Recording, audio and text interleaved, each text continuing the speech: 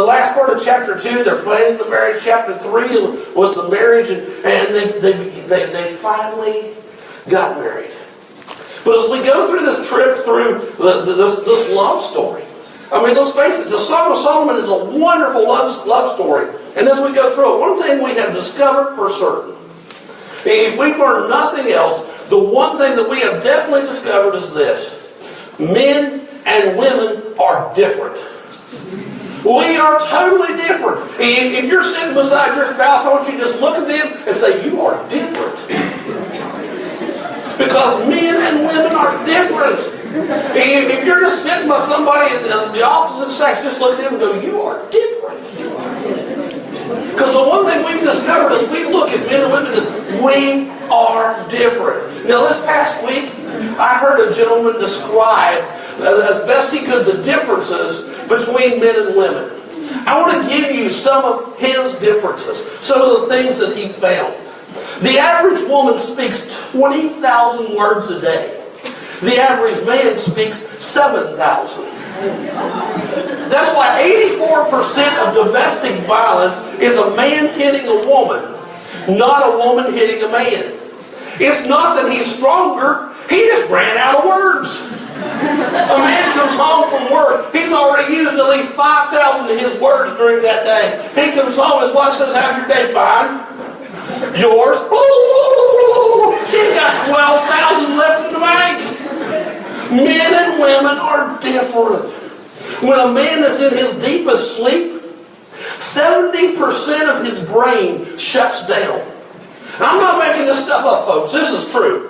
When a man is in his deepest sleep, 70% of his brain shuts down. So that when he is in his deepest sleep, he is deaf. That's why he don't hear the baby cry. That's why he didn't hear the alarm clock.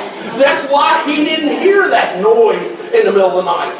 Because 70% of his brain has totally shut down. His wife says, did you hear that? No! He didn't. He was asleep. Now the woman, on the other hand, in her deepest sleep, 90% of her brain is still active.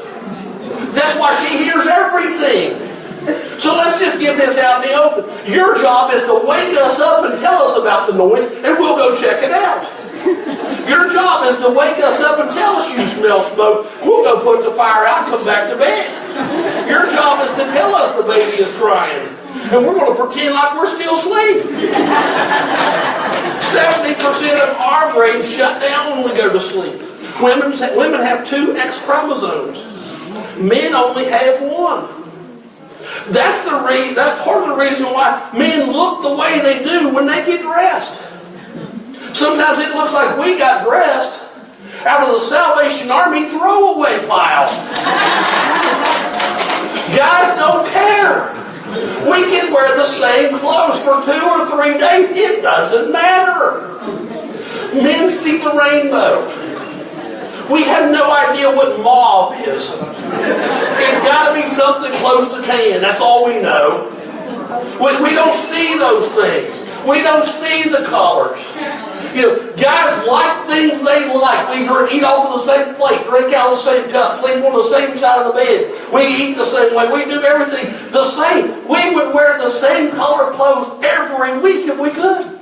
This morning I got up before my wife. I'm getting dressed. She looks at me and she says, you've been wearing blue and tan for several weeks now on Sunday. They're clean. I like blue and tan. I think it's a good color.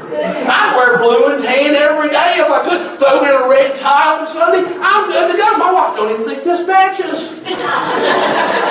She keeps going, damn red don't go with that. It looks fine. This looks good to me. This is my color. I could wear it every week if she'd let me. So next week when I'm not in blue, you're all going to sit there going, Holly got her way. The next verse is, she got 2 X chromosomes, I only got 1. We are different. We like the things we like. Don't mess with our stuff. Women have a 180-degree peripheral vision. Men have long-range vision. why men are 4 times more likely to be broadsided in an accident. We didn't see it coming. You know, when you're going down the road and all of a sudden your wife starts hollering, dear, dear, dear, and you say, what, sweetie? You didn't see it, it was right there. Now, men, on the other hand, we see farther away. We have long-range vision. That's why men have less accidents at night. Because we're hunters. God made us that way. He made us to look out and see things far away, but close up, we can't do it. That's why we can't find the things right in front of us. We have no idea where our keys are, our wallet is. We can't find our socks. And then our wife is going, it's right there in front of you. No, it's not. Well, I got some advice for you. Take 2 steps back. Oh, there's my socks. We are different. It is believed that a woman can see the entire contents of the refrigerator without moving her head. She can open the refrigerator door and just without moving it, she can see everything. It's peripheral vision. You ever watched a man look for something in the refrigerator? He gets down like an umpire behind home plate. And he's going through, looking from shelf to shelf, and it looks like a bobble-headed umpire back there. And he still can't find the butter because it's on the second shelf, right in the front. Honey, we ain't got any butter. We're different. Men and women are different. Men and women have doors in their brains. This is true stuff. This is Pastor Dan making this up. Men and women have doors in their brain. A man can only open one door at a time. So if he is reading the newspaper, he can't hear a thing. Because if the reading door is open, the listening door is closed. Now women, on the other hand, they can have all their doors open at the same time. It don't bother them a bit. I mean, think about it. A woman can be there. She can be boiling supper. The kids can be all moving around, making noise. TV can be on. Telephone rings. Woman walks over, picks up the phone, and goes, hello. Doesn't bother her a bit. Now, a man, on the other hand, when he realizes nobody else is getting the phone, and that phone's still ringing, all of a sudden he goes, hey, phone's ringing. Kids, hush up, turn that TV off. I gotta answer the phone. And then you know what he does? He always clears his throat. Hello?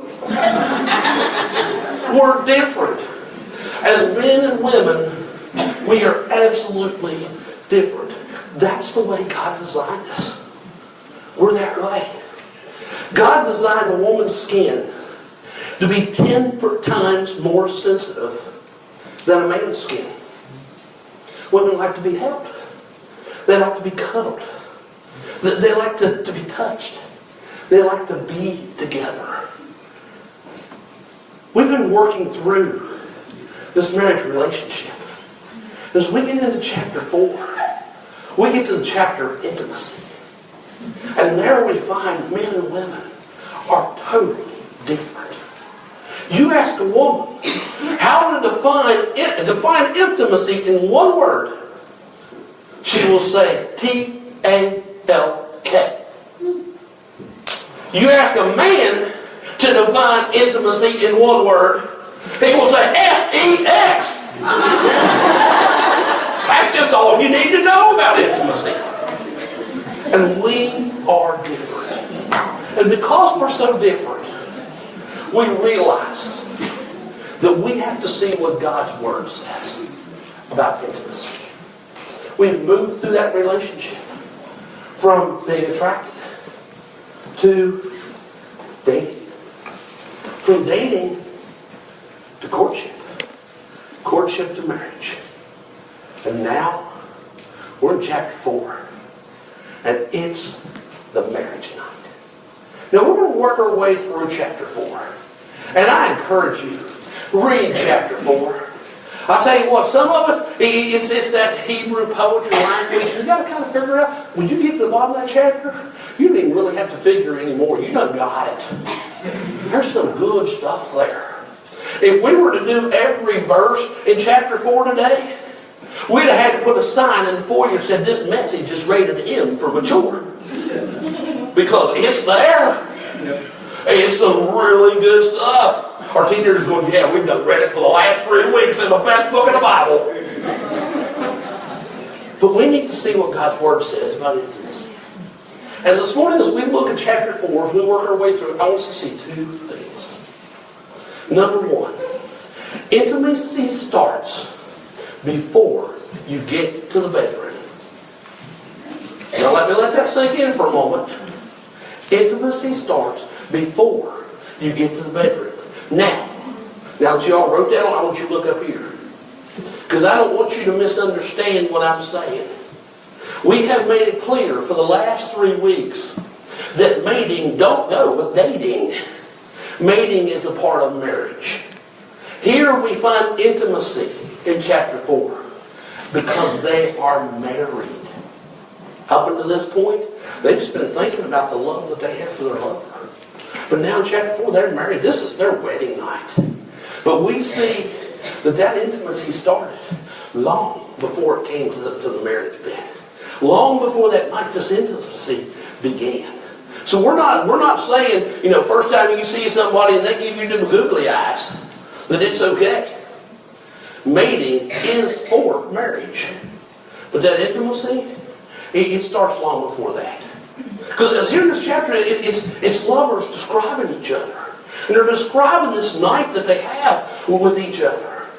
Now, here's what we see. We see as we start here in verse 1, and we went through some of these verses in the weeks before, but behold, thou art fair, my love. Behold, thou art fair. Thou hast doves, eyes within their locks. Thy hair is like a flock of goats that appear from Mount Gilead.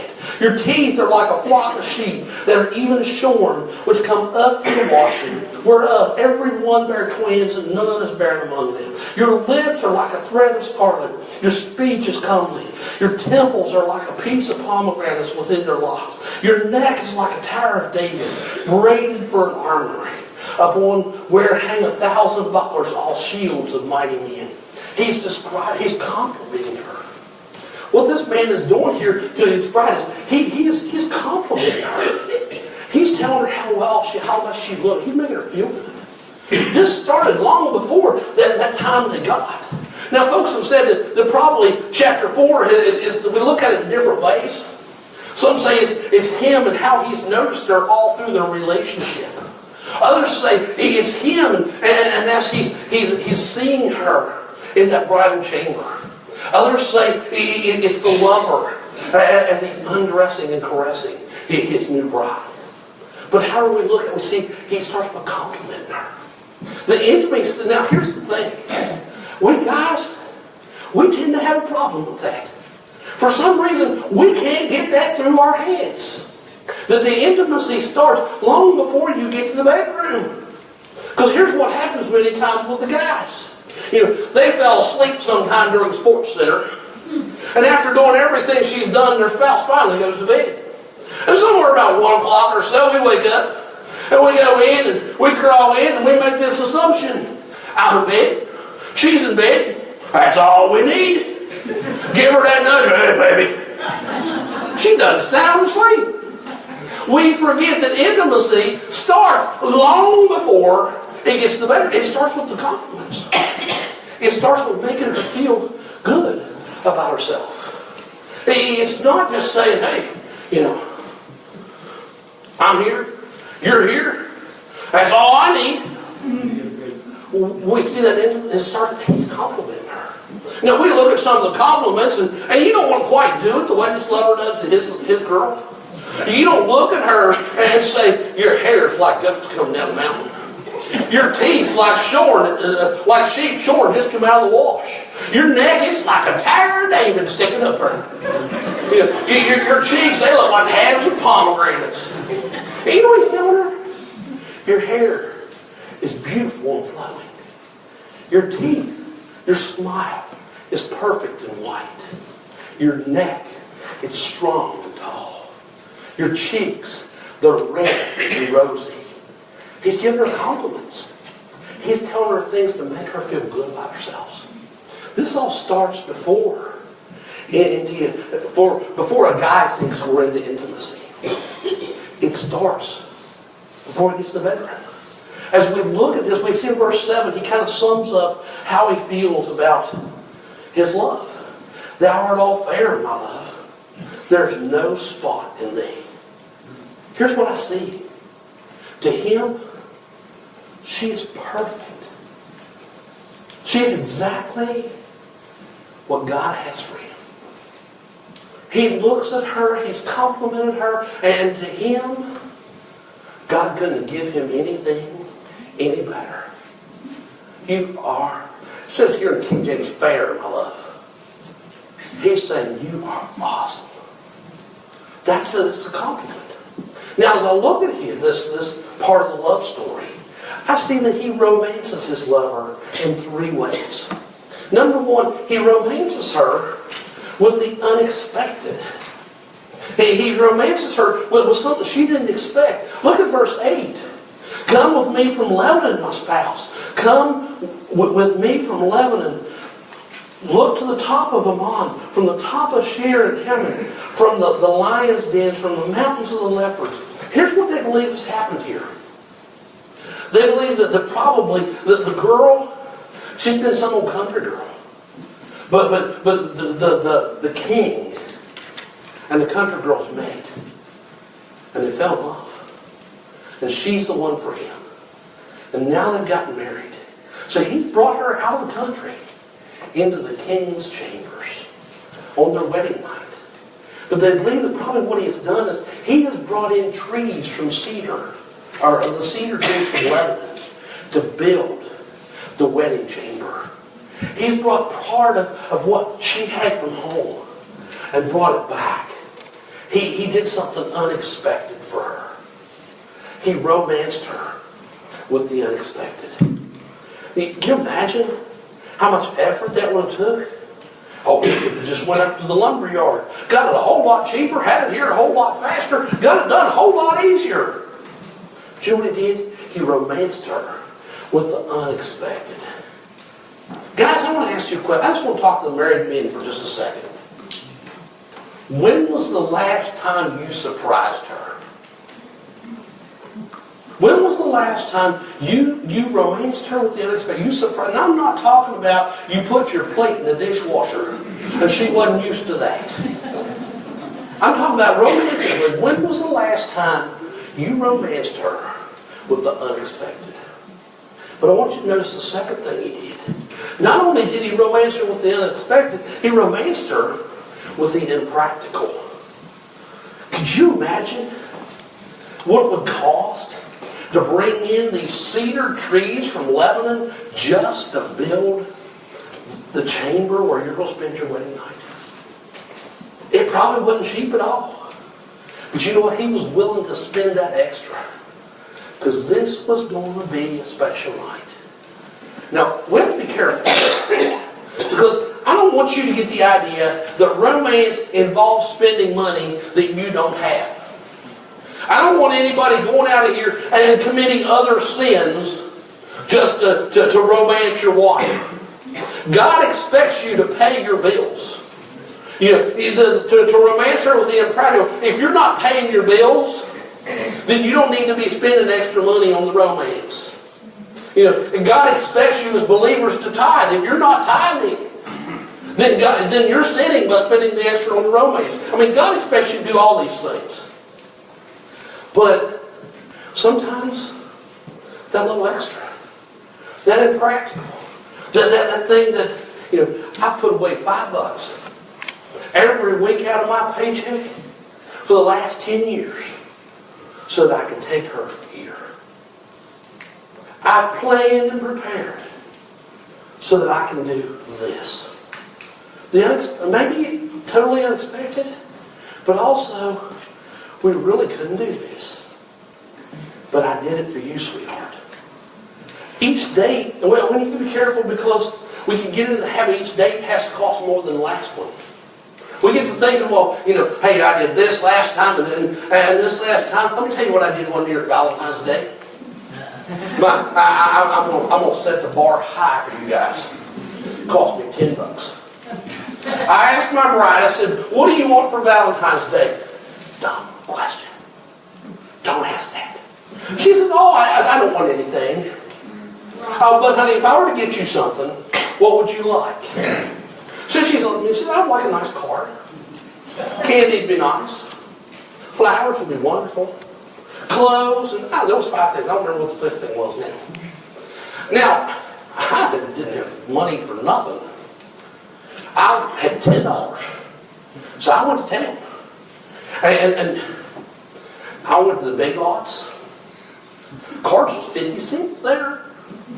And if you go the day before Valentine's Day, the candy was too. I didn't go to the florist.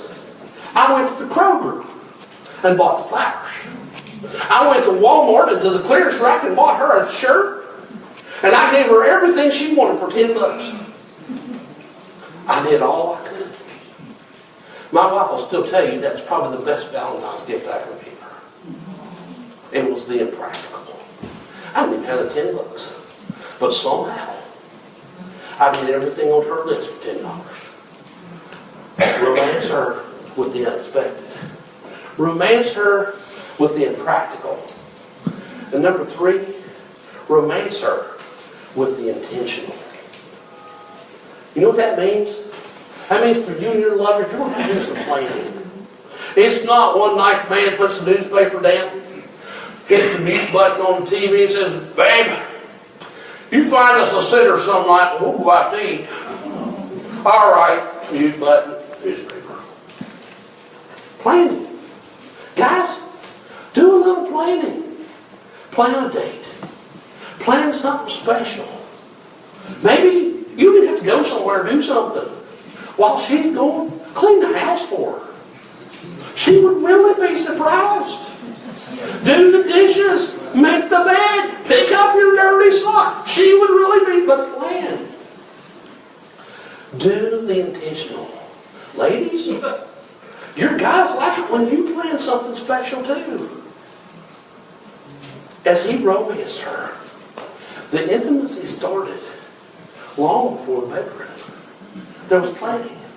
There was preparation. There was unexpected. There was a surprise. Married couples, where's your intimacy? You awake?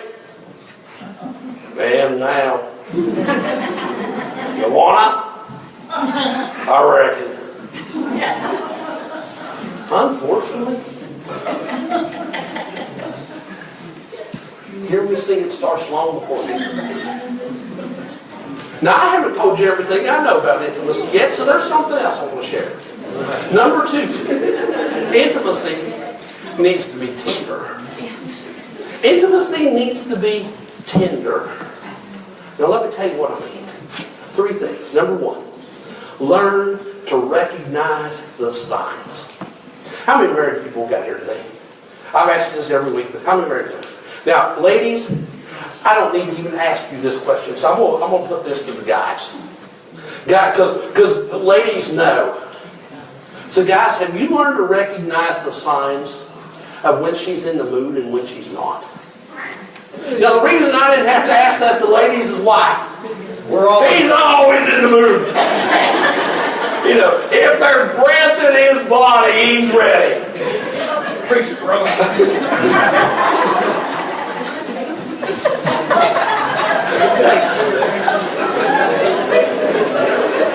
But guys, have you learned to recognize that? Because, I mean, we know it. We're not as dumb as we look. We know that there's signs that she gives us when she is in the mood. And we know that there's signs that she's not. If it's 8:15 and she's got on the flannel pajamas with the feet in them and her hair all up in the curlers and says, I think I'll go to bed, she's not intending for you to follow. We need to learn to recognize the signs. And guys, let me give you the best advice I can give you. No means no. When she says no, it doesn't mean she's thinking about it. It doesn't mean maybe. It doesn't mean keep trying. No means no. But you know, there's also those signs that she is in the mood. Remember verse 1, how he describes his lover? Your eyes are like doves. I kind of think I know what he's talking about. You ever be doing something, you glance over at your wife and she's staring at you? And she's just got that twinkle in her eye? Yeah, I've never experienced that either. No, you know, hey, I got to get this done really quick. Well, she's in the mood. He can wait. Learn to recognize this. Intimacy needs to be tender. Study it right. Look at those signs. The second thing, there's no need to hurry. I want to challenge y'all to do something. Go home today and read all of chapter 4. Because here's what you're going to discover. This is their wedding night. They went into the bridal chamber, and their love lasts all night long. There was no need to hurry. Gary Smalley says, Gary Smalley is an author, Christian author that does things on marriage and love and dating and all kinds of stuff. He says, women are like crock pots, and men are like microwaves. Here's what's happened as you go through this thing. He starts complimenting her. Then you get down there about verse 9, 10, he starts caressing her. By the time you get down about 13, 14, this lover is kissing his way down her body. He's taking his time. No need to hurry. They're going to make this last all night long. So, how's it tender? Learn to recognize the signs. Know that there's no need to hurry. And number 3, give the gift. Give the gift. As you read this chapter this afternoon, I want you to pay attention to those last 4 or 5 verses. Maybe 6. Because here's what you're going to discover some pretty intimate things there.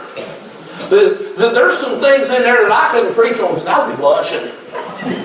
There's really good stuff in those last verses. The teenagers already turned in chapter 4. But here's what you're going to discover. Each one gave themselves to the other one. That was their wedding gift. They gave themselves. And in that bridal chamber, as either he undressed her or she undressed before him, he was unwrapping his wedding gift from her. 1 Corinthians chapter 7 verse 4 says this, Thy wife hath not power of her own body, but the husband. And likewise also the husband hath not power of his own body, but the wife. Do you know how many people have trouble with that verse? I'll do this, I'll do that, I'll even sleep in his bed, but he ain't controlling me. I'm the man of the house, and she's going to do exactly what I say. A lot of folks have trouble with this verse. They said the woman's body really don't belong to her, but the husband. The husband's body really don't belong to him, but the wife. Here's what they did. These lovers in Song of Solomon, on their wedding night, they had a gift exchange. And it wasn't, I got you this and I got you that. They was giving themselves to each other. And that way she's saying, this is now your body. It's yours. And he says, this is now your body. It's yours. It belongs to you. But I want to warn you with that. I brought some things this morning I want to share. I brought some gifts.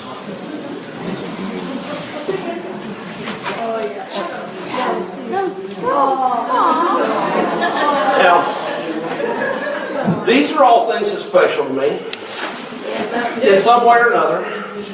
And everybody knows I like Mountain Dew, right? I mean, this is, if we were in Greek philosophy, this would be the nectar of the gods. It's almost as good as sweet tea. And to show my love, I want to share it. Here, I know you like Mountain Dew, so I'm going to give you this here. That's yours. And I want something else here. I just want to tell you, baby, you light my world. So to mark that, I brought you a flashlight. Please don't die. You might need to put some new batteries in it. I've had this for a while, but here, I want to give it to you. You are the light of my world.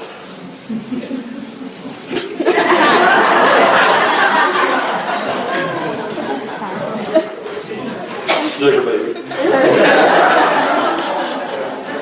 I got this for you. Because you're so special and so sweet. And I just wanted to let you know how sweet you are. So this is my gift I give to you. Just, I want you to notice it's taped. Some of the teenagers got into it earlier.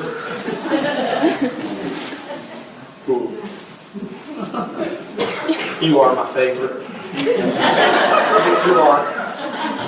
And you clean up my life.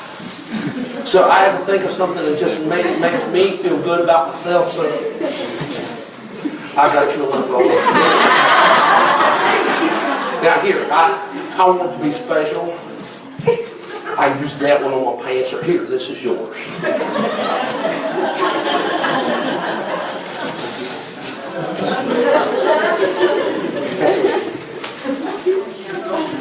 Will you be my honey bun? Now I tell you, I got it out of the youth room. It was under the couch. It's kind of smushed, but baby, I want to show my love for you. There's my gift to you. Sometimes I get hungry. Yeah, you smart.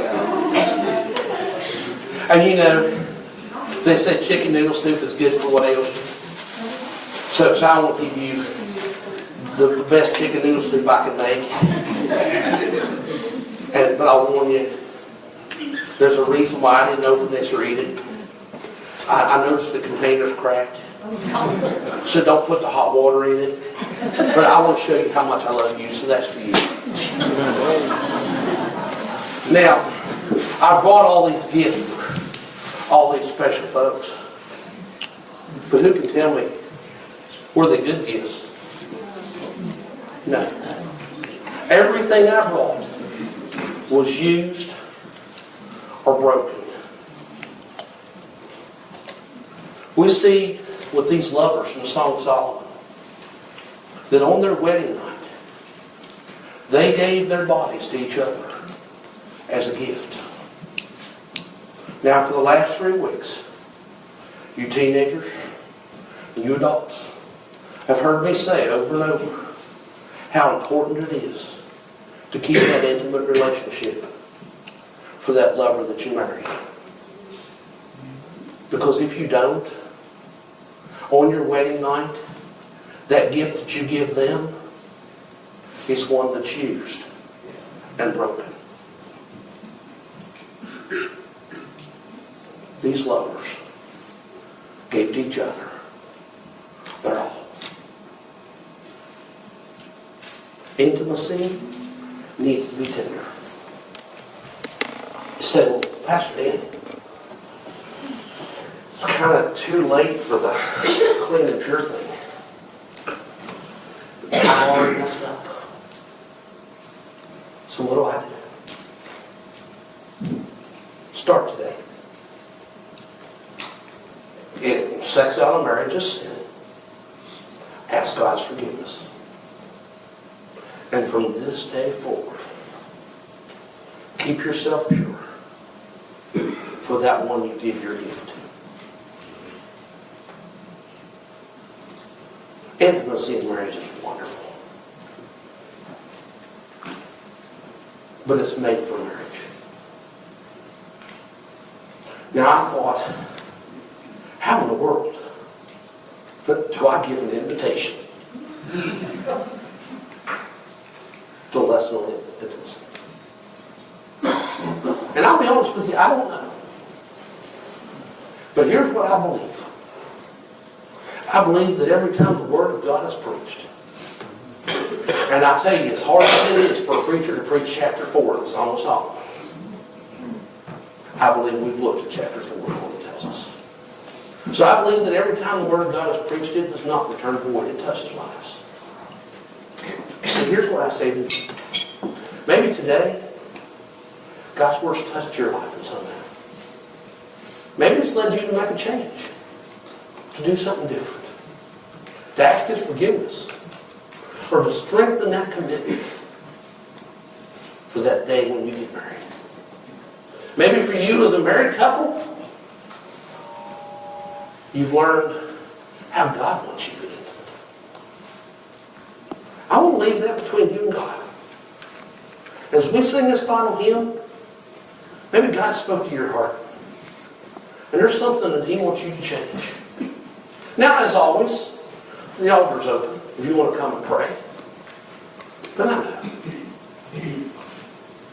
Maybe you really don't want to come to the altar and pray on this one. Right where you're standing. You and God. Maybe it's ask His forgiveness. Maybe it's make a commitment. Maybe you're here and for the first time God spoke to you about His love for you. And you realize that God sent His Son to die for your sins. And you want to give your life to Jesus. And while we sing this song, pray and ask Jesus into your heart. Maybe you want to come to the front, Pastor Dan, pray for me. I need Jesus. Let me take God's Word and show you how you can be saved. What does God want to do in your life? Maybe this morning, through this past week, you've had quite a burden. And you know you can't carry that burden. But while we sing, you want to come and kneel at this altar and just give that to God. And I invite you to come as well. What does God want to do in your life? And more importantly, what decisions does God want you to make about intimacy? Father God, thank you for your word. Father, I pray for each person that today has heard your word. Lord, I pray that as you speak to their hearts, they will listen and answer to you. I pray for marriages to be stronger. I pray for relationships to be better. And I pray for the lives of each one of us to glorify you. It's in Jesus' name I pray. Amen. Please stand as we sing page 300.